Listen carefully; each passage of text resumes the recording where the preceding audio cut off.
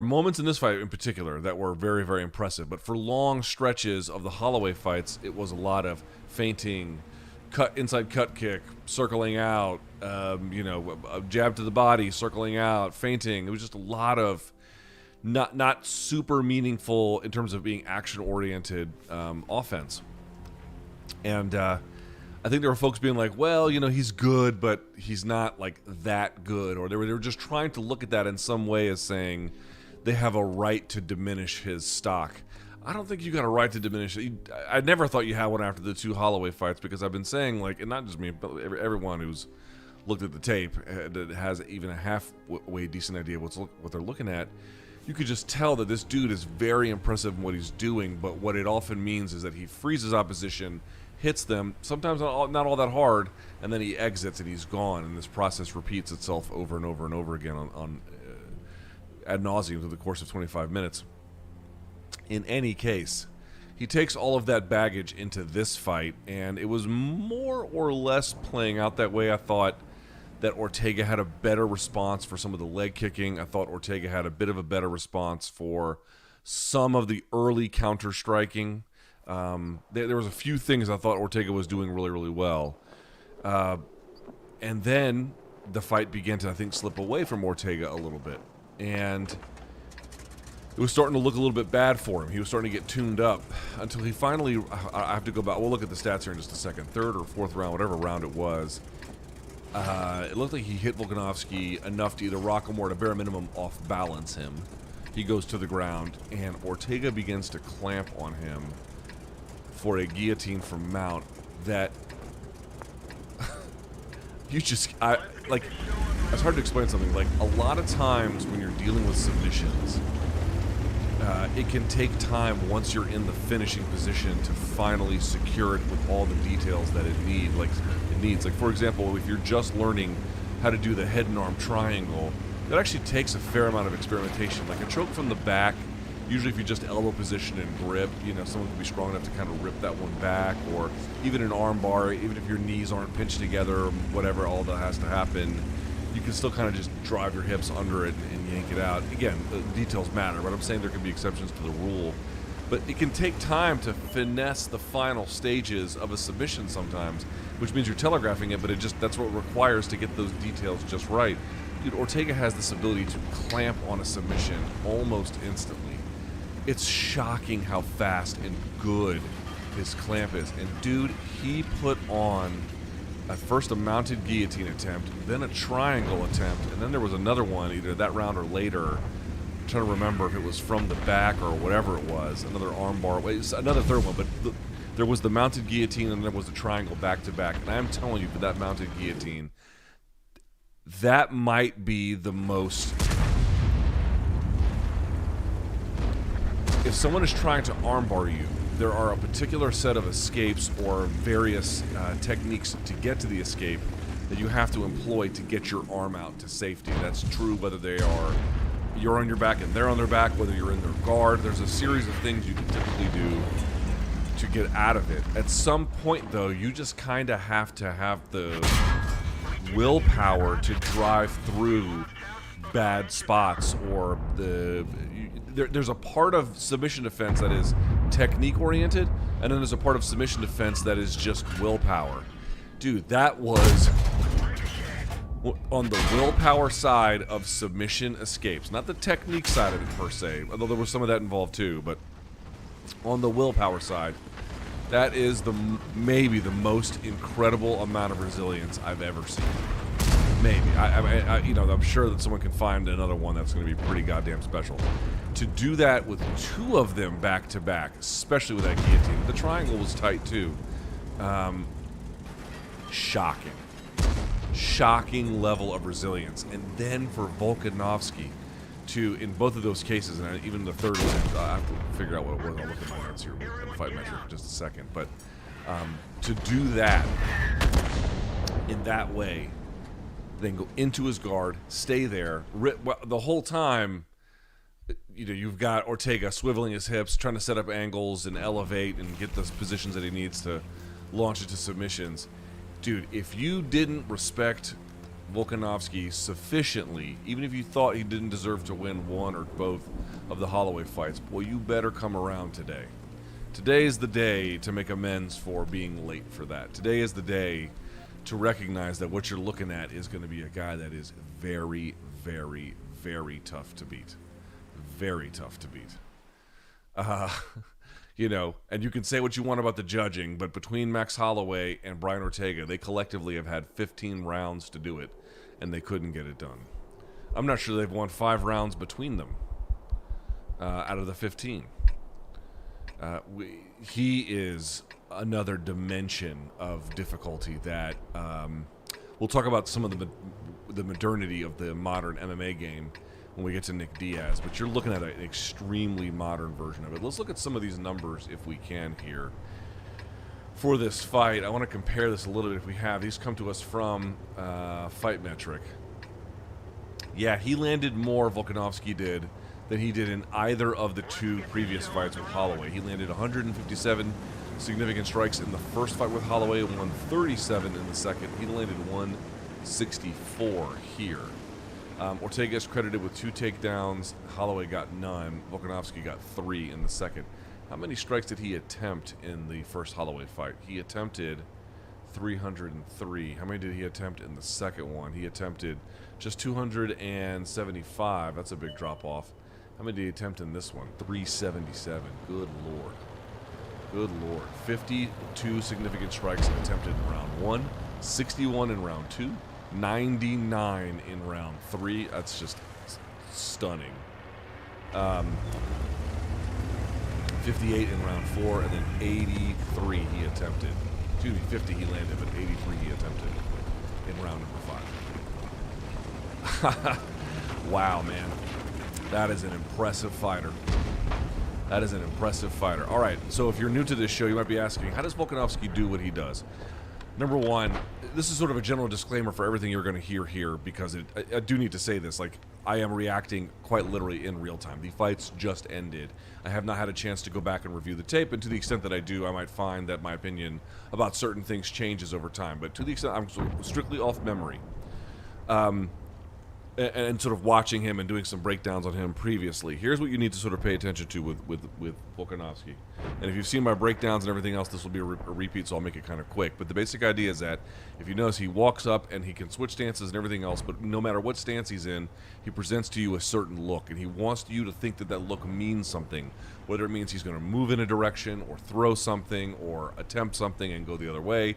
He wants you to think that you know what that is, and when you begin to make adjustments to that, he changes the whole ball game, where he'll change angle, he'll change stance through combination, he will go low and then come high, he will, you know, you name it, he'll hand fight here, throw here, then the next time he'll hand fight here and then go underneath, then the next time he'll kind of lean over and hand fight here, and then he'll throw with this one, and then this one will go under, and this one will go over, and then he'll go to a takedown. Like, it all builds on itself.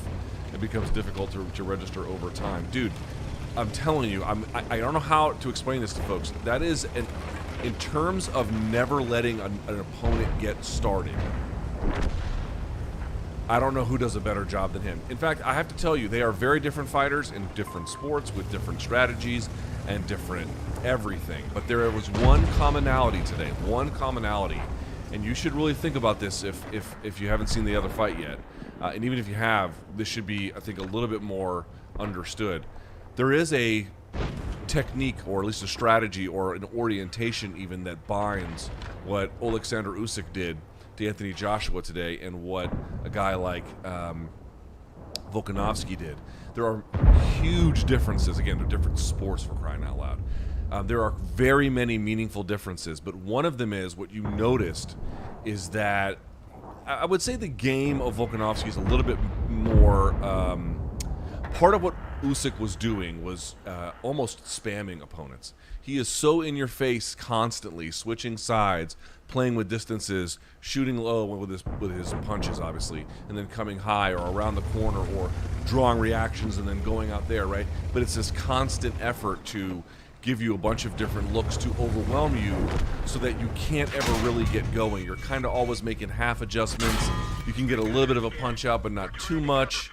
You know, it's a bit of a problem, dude. Volkanovski borrows again some of that orientation. I'm speaking in broad strokes here, but this orientation of getting in your face, making you think something's coming. By the way, the volume. Look at the volume over time. It's high. It can pick up over time, and it's so that you're constantly in a position where you can't ever really get going.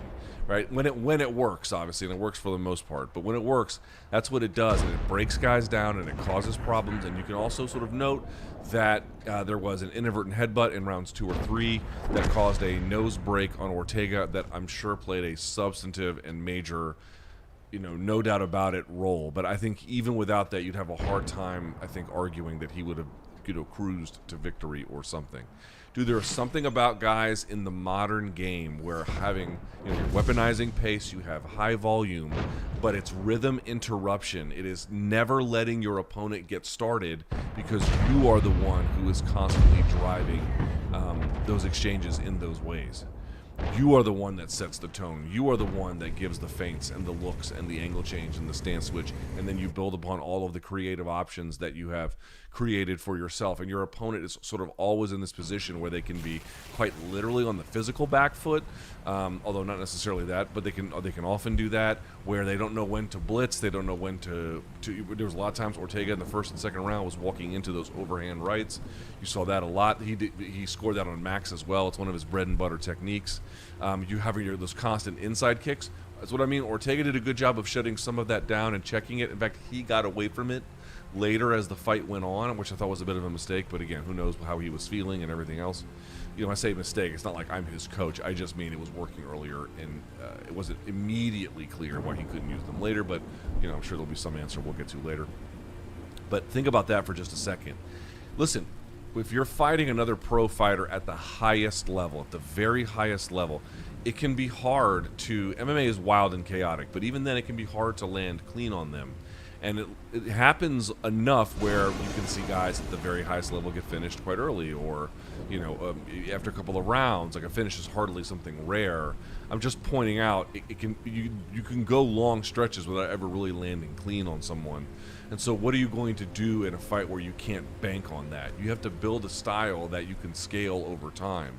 And a style that Volkanovski has brought incorporates the physicality of clinch positions, devastating top pressure in terms of ground and pound. It is a style of striking that is, undyingly confusing for opponents, especially the longer it goes on, because the longer it goes on is when he begins to build all the puzzles on top of each other, removing the stuff that doesn't work early, bringing the stuff in that does later, and then making it even more potent. That's why you don't see people constantly take him over in the second and third and fourth rounds. He tends to escalate in that period because he has taken out the things that have caused him trouble and then brought in those other ones. So guys who can make adjustments over rounds and then disrupt rhythm, freeze you, strike you, and move, dude, it's a problem. It's a problem. It's a massive, massive problem for anybody at 145 pounds, dude. I don't think folks really, the kinds of... there's lots of opinions about Volkanovski that are totally justifiable, and of course, plenty of people give him respect too. But I do think there has been a lingering hesitancy to acknowledge that's the bleeding edge of the fight game in terms of tactical and strategic mastery. That doesn't mean it's the most exciting.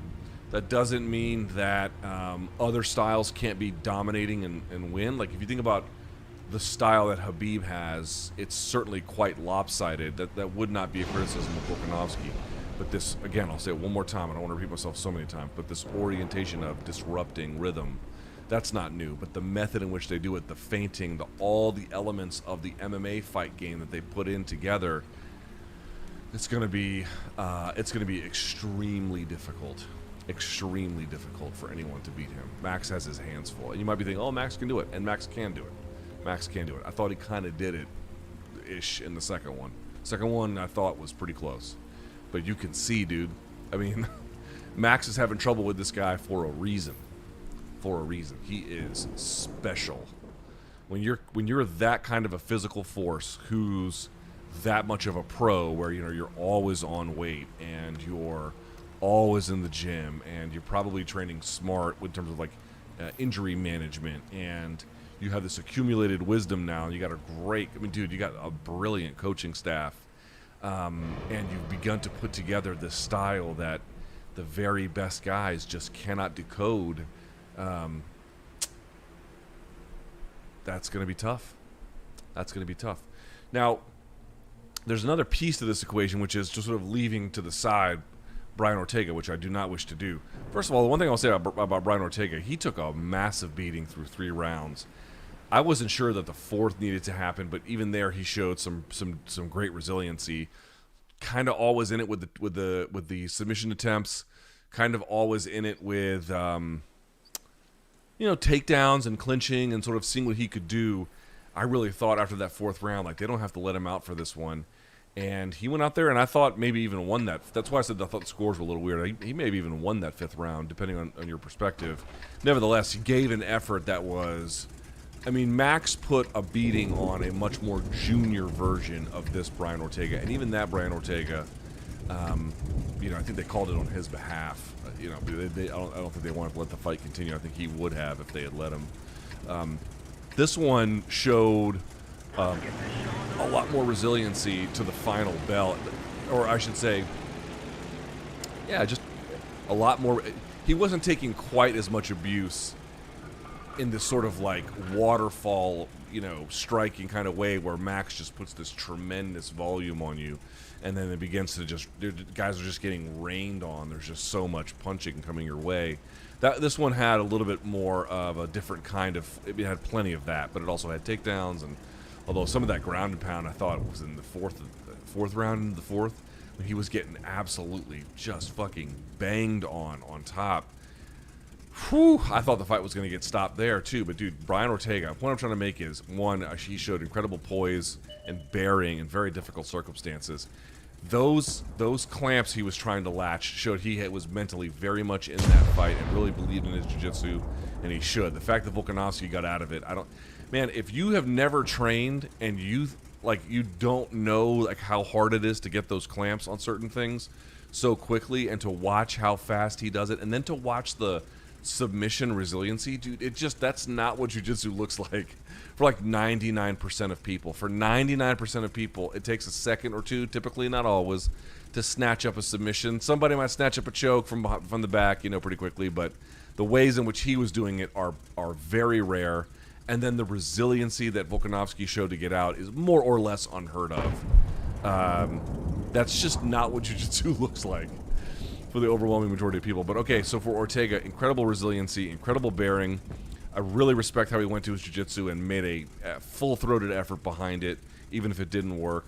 I liked how he was checking some of the kicks. I like how they were trying to disrupt Volkanovski with the jab.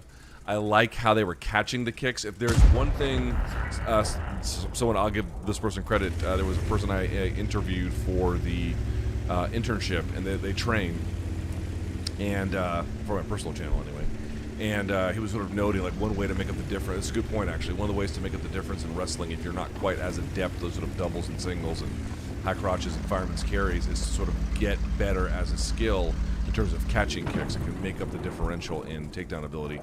And just as a way to sort of shut down some of what he was trying there, less so with takedowns per se, but keeping him honest. I thought the catching of the kicks by Ortega was really, really, really good. I do worry about the amount of damage he's taken.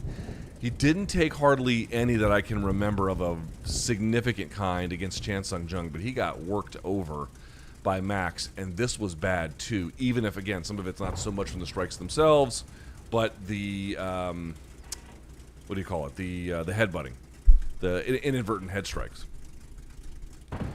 So I do worry about that. I worry that he is so popular that I wasn't against this title shot. They needed to do something different with the division when they had it, and they needed to get some fresh blood in there. Just giving the fight to Max again didn't make a ton of sense.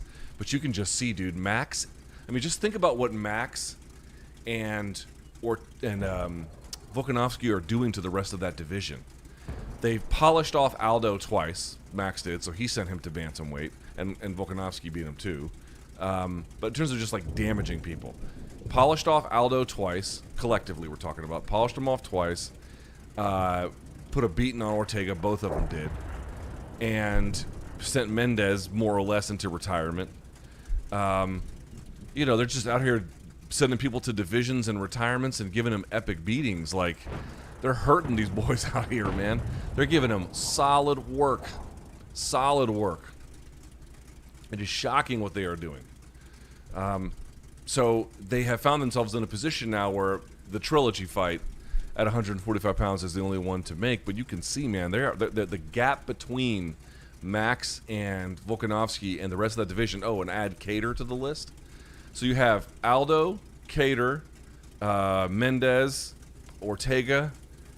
You know, again, between them in terms of you take the best of what both have done as sort of a united front. Dude, they're fucking featherweights up, man. They're fucking them up.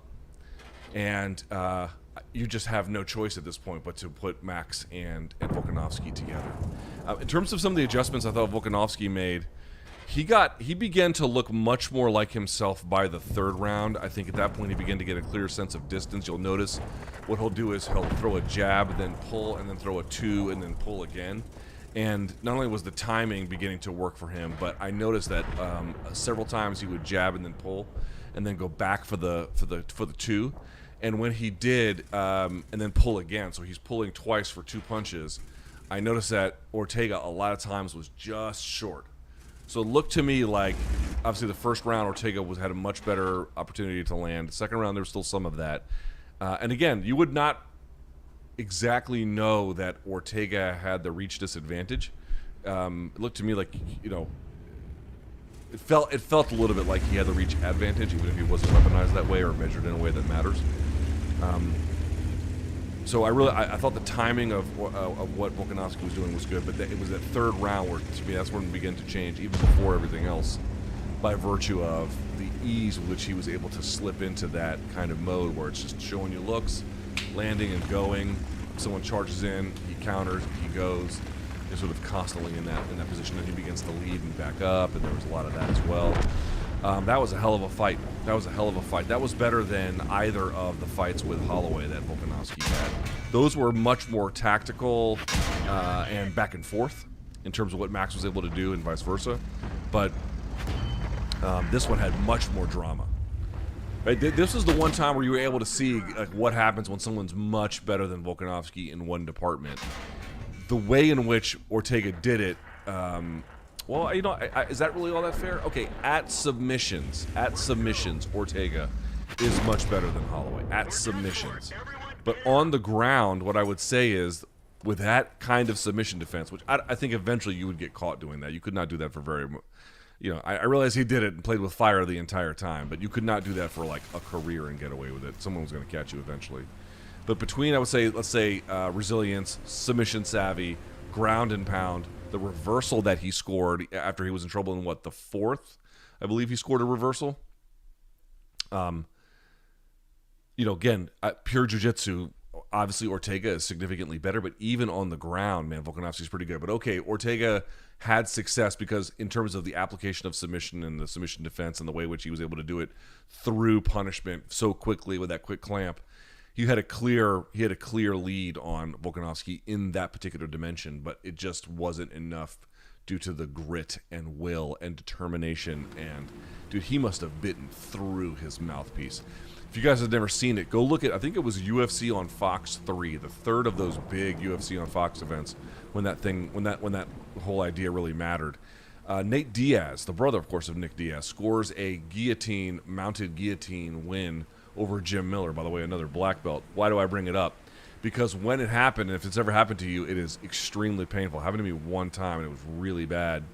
If you're not careful, let's say you're breathing through your mouth, and someone scores a guillotine, or at least tries to clamp it up, it is possible that your tongue can get stuck between your teeth, like this. Jim Miller's got caught, so the guillotine was on like this. The guy nearly bit his tongue off, his own tongue, because the pressure was so tight. Dude, that looked like the kind of pressure that Ortega had. Amazing, dude. I struggle to think who else would have gotten out of that. Like, could Max have gotten out of that? You want to say yes, but dude, those were so tight and so quickly applied, I don't know. I don't know if anyone else could have gotten out of those. I don't know if Jose Aldo himself could have gotten out of those. And obviously he had a really decorated run in Jiu-Jitsu before going to MMA. He's doing a run well level. So there you have it. Volkanovski doing Volkanovski things, showing new wrinkles by showing the kind of determination to get out of a bad submission situation that you may literally never see again. That's how good that is. Showing ground and pound, showing a willingness to go into Brian Ortega's guard, showing an indefatigable motor. I didn't think he was getting tired in the fifth. I thought he was doing Ortega a bit of a favor, quite candidly, even though Ortega was kind of putting on him a little bit in terms of just like sparing the guy a beating. And you just saw that, dude, whoever is going to beat this guy is going to have to be a special fighter on a very special night. Nothing short of that will do. You're talking about the very bleeding edge of the game in terms of tactical, strategic innovation and an orientation about how to disrupt everyone else's rhythm and process by which they can even get going in the fight. Next level, next level, next level. All right, we'll come back to that. If you have a question, here, I'm going to put up.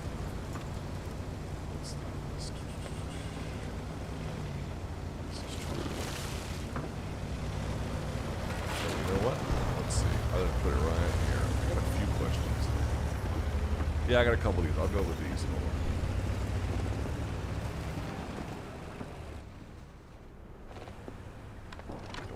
Let me leave a question here. Sorry to interrupt the flow of the show like a dumbass, but I have to. Okay, just a reminder. Thought here. You know what? Let's do this. Just got a question for me about UFC 266. Leave one here. Do we want to say a whole lot about the co-main? Valentina Shevchenko defeats Lauren Murphy via TKO at 4 minutes of the fourth round. Let me look at the numbers on this. You know, here's the thing. I like Lauren Murphy a lot. I respect her journey. I respect her as a fighter. I think she's a very good fighter. Someone was asking me, well, if she's a good fighter, well, then how come she can't do more to Shevchenko? Even this comparison is crude, but this is the kind of thing you should be thinking about when you think about how to answer that question.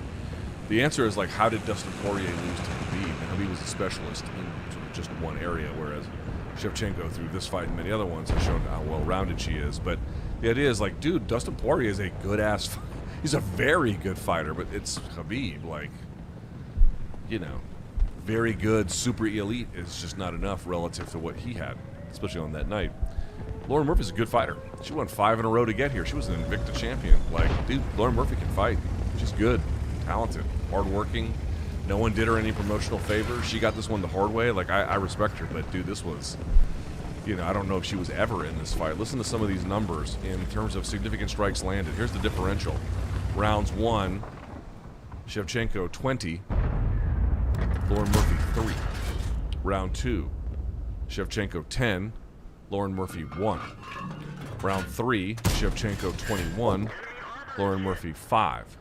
And then when shit got really bad, where it stopped, round 4, Shevchenko 47, Lauren Murphy 2. The most she was able to land in a round was 5, which was round 3, and that's probably because Shevchenko opened up a little bit more. But in the end, that would be her undoing.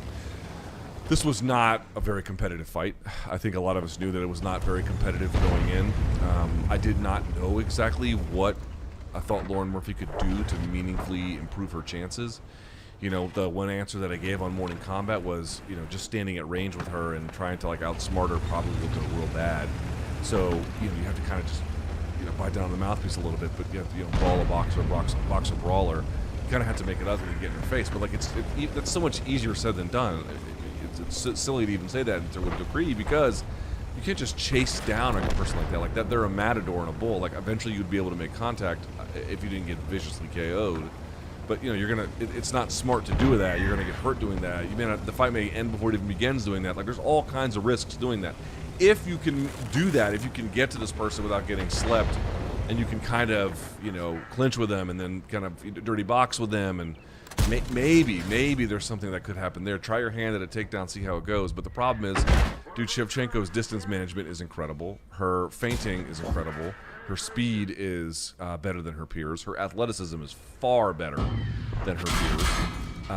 Her takedown ability is strong. Her fight IQ is exceptional.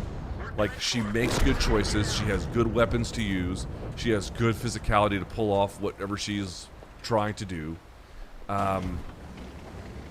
And she's careful when she needs to be and presses the gas when the doors are open. Like, you know, I'm not sure what to say about that. She had a total of 98 strikes Shevchenko landed. Murphy a total of 11. Just 12% of her strikes were significant strikes. 19 out of 100 total. So those could be like small strikes, like hammer fists or whatever. This was probably as advertised.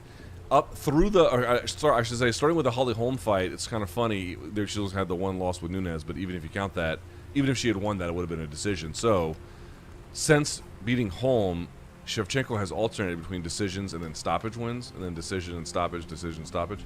And her last fight was a TKO, and like heading into round 4, I think some folks were like, Jesus, are we going to get, you know, another decision here? It looked that way until round 3 when she began to really start heating her up. And, you know, it's the same kind of things you would expect from Shevchenko. 1-2 leg kick when she was sort of backing out straight, which you heard her coach talk about. The left over the top was surprising Lauren Murphy. Her hand speed of Shevchenko was surprising Lauren Murphy. She was just never really in this one. Listen, why would you make a fight like this? Because we say that Lauren Murphy earned it. If you are the champion, it is your responsibility to make that belt available to contenders at a reasonable schedule. Right? You owe that to them. You owe that to that division. You owe them, much like a mandatory would work in boxing, which, by the way, Usyk was a mandatory for Joshua. You owe them, even if you don't think they deserve it, or you just think the styles, you know, would be boring, whatever objection you might have. Someone's got enough of a case for it. And again, with the matchmaker model, it's whatever they want it to be. But, you know, 5 wins in a row in that division is impressive, where she was clearly like the top candidate for it. You owe it to them to give them a shot. And if they fail, then they fail. But that's your responsibility. That's what this fight was about. Lauren Murphy had achieved something really commendable, and had earned an opportunity against somebody who she, to her credit, she was like, I don't want to beat easy fighters to beat.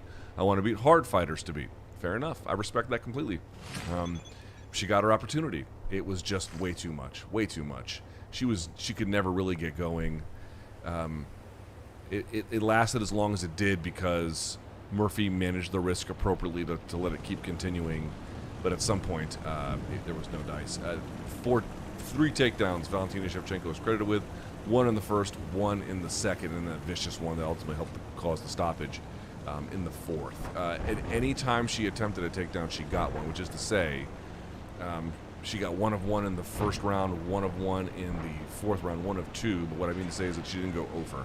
In a round where she at least attempted 1 takedown, she got it. So, and then established almost a full minute of control on top over 4 minutes. This was frankly quite academic. So, let's talk about the fight on this card that I know people want to talk about more than anything else. Let's talk about Nick Diaz.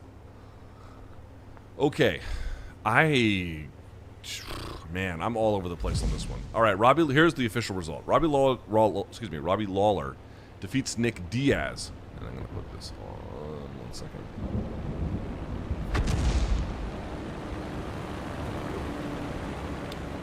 Robbie Lawler defeats Nick Diaz via TKO retirement. When they say retirement, they don't mean like he actually is done, although you might end up seeing that. But when they say retirement, that means he did not elect to continue. At 44 seconds of the 3rd round. Okay. Man. So let's start a little bit back. Okay.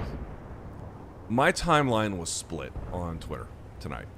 So half of my timeline thought that he looked sad, Nick Diaz, and they were kind of watching through their fingers, and they were kind of like bummed out by the whole thing. The other half, and they go a few different shades, but the general thing that unites them is they thought he was great. They thought that was great. They thought that was hugely commendable. So, like, I have half my timeline being like, he should retire, he's sad. And then I have another half of my timeline being like, that was awesome. Like, that was way better than it should have been. And then I had a bunch of people being like, oh, it's both. Everyone is all over the place on this one. Here's what I saw. I saw, and again, I'm hearing from people.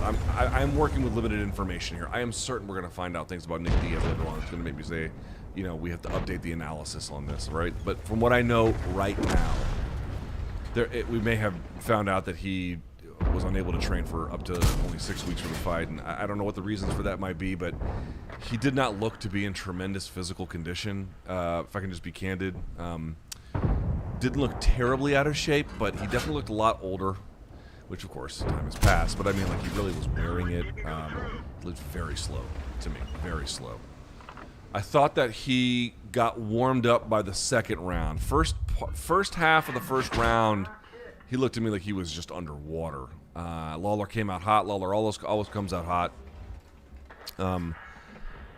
But then you started seeing Nick pulling off nice right hand, both shots, left and right to the body, with beautiful right hooks to the body. He began to get a lot of straights and then hook combinations. That by round 2, you begin to see like 3, 4, 5, 6, 7 punch combinations. So like, you did see on the good side some of the characteristic Diaz boxing for which he is quite famous and has had some pretty spectacular wins. So like, there was this mixed bag already, right? It started a little bit slow for him. He picked it up. The combination started to flow. He was landing. He was marking up Robbie Lawler. He's still getting hit. You know, Robbie Lawler was always in it, but he was doing his thing, even if he looked a little bit out of shape. And I'm not saying that he was. I don't know exactly what kind of shape he was in. I'm just saying, like, here's the thing, dude. Like, we know that Diaz's boxing isn't designed for, like, maximum power every time, but it didn't look to me like his power carried to 185. I didn't see really any evidence. Like, dude, you're up, like, 2 weight classes from where you fought at various times in your career, and I just didn't see a lot of evidence that that was working for him in that way. And, like, you know, we're not talking about a Lawler who's like, is he even ranked? I don't think he's even ranked, you know? So like that just didn't work out for him. But as I mentioned, like, dude, when he was flowing, like, and there was good punches and then hard shots that he was landing. But the problem was, man, he just couldn't get Lawler off of him. I'm not saying that Lawler didn't think anything of the punching power, but it didn't really deter him. It didn't back him up. It didn't send him reeling. It didn't have him waiting too long on the outside. He kind of just, and both of them did it. Both of them, credit where it is due, 2 legends.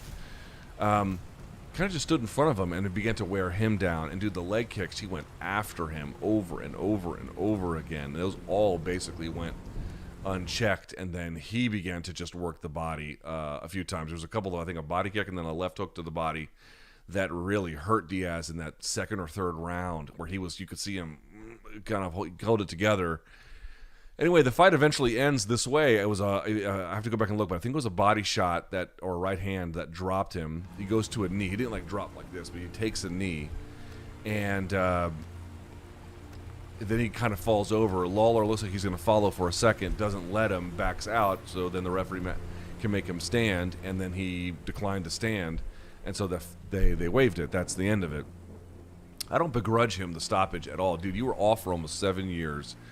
I don't know what kind of training environment that he's going to get out of wherever the hell he was at.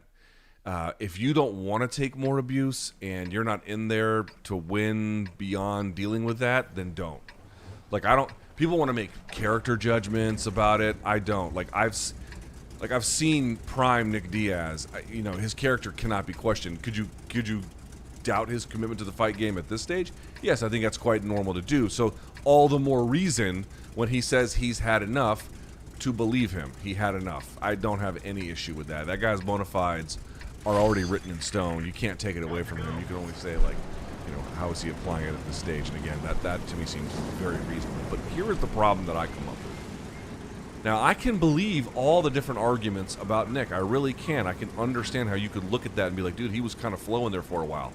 Because in certain stretches and for a little while, he was flowing. He was flowing. I can also understand how you could look at that and say, dude, by the quality of the way in which he was finished, that probably would have never happened at an earlier part of his career. Along with the weight, along with the movement, and the age, and sort of the obvious physical decline, and you can get, you know, an uneasy feeling about him continuing and about what state he's in these days. I can understand both of them. I think there's another piece, though, that's being lost. I think it was Connor Rebush. I could be wrong about that, but I think he had a piece on Bloody Elbow this week talking about how Diaz, for a time, was ahead of the game.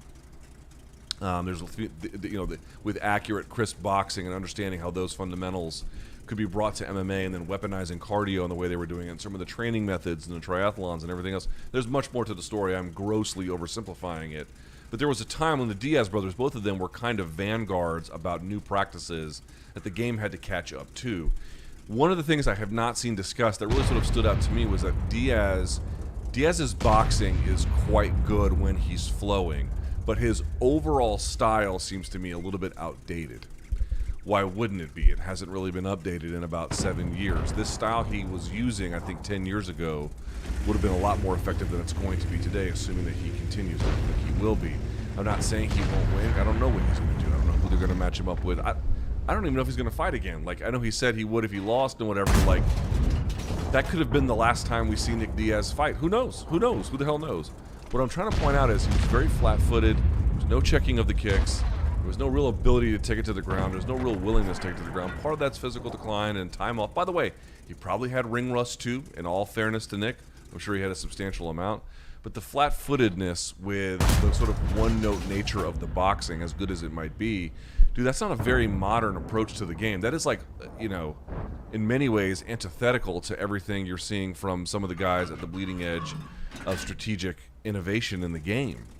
The game is all about like a high level of activity consistently, and motion and movement, and creating opportunities through not merely just the motion itself, but the feinting with the motion and everything else. Like, it involves a sort of fairly dynamic process. Not everyone has to fight that way, but the best strikers tend to have, whether they're bouncers or step and sliders, they tend to have that element. That element was just missing. I mean, Lawler in many ways just kind of accommodated him, although he was pressing Diaz onto his heels rather than accepting him pressing forward. But the idea was, like, at range, they were so close to each other that one guy was kind of, they were accommodating each other, I think is the fair way to put that. All I'm saying is, it's like a Rorschach test, right? You guys know what a Rorschach test is? They show up a picture of like a bunny. It's kind of like, you know, it's almost like splashed on a page, and they ask you what you see. Some people see a bunny, some people see a duck, some people see a fox, or whatever the fuck they see. And then whatever their answer is supposed to be some kind of revelation about who they are. I think if you liked some of the things you saw and you were pretty pleased by it, I don't know that that's wrong. I don't think it's wrong, but it probably says you're a big Nick Diaz fan. You're high on like Nick Diaz moments, and there's not that I'm in any way judging it, but that probably tells you about the level of Nick Diaz fandom, I think. And again, there's going to be fans who probably thought he didn't look great, but if you didn't think he looked great, there probably is a degree of fandom that's absent. But I just don't think should be lost is if he is going to continue, the thing that really, I mean, more than just his physical size and his sort of lethargy in terms of speed, it was how outdated the overall model of his game is relative to the challenges of modern MMA. To me, that frankly stood out the most of everything I saw. That was what kind of bothered me a little bit. It was that they were just he moved in certain ways. And again, 6 years off, 38 years old, and may have had poor training camp, who knows. So all those factors are going to contribute, but he was just moving in a way that, like, the very best modern fighters would never dream of, that you couldn't get away with it with the fights that they're in. And yes, I know that despite the fact that Nick talks about fighting Kamaru Usman, he's not going to. So I don't really know what to say about Nick again. I think if the UFC can find an opponent for him that he wants to fight, I think he has certainly earned the right to have another one.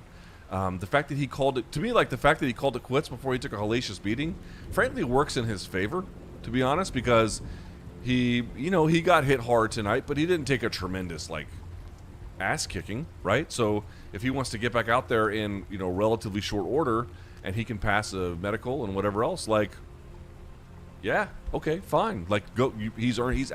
I didn't get the sense that, like, oh, he has to retire tonight. I got the sense that, like, there are probably a handful of fights available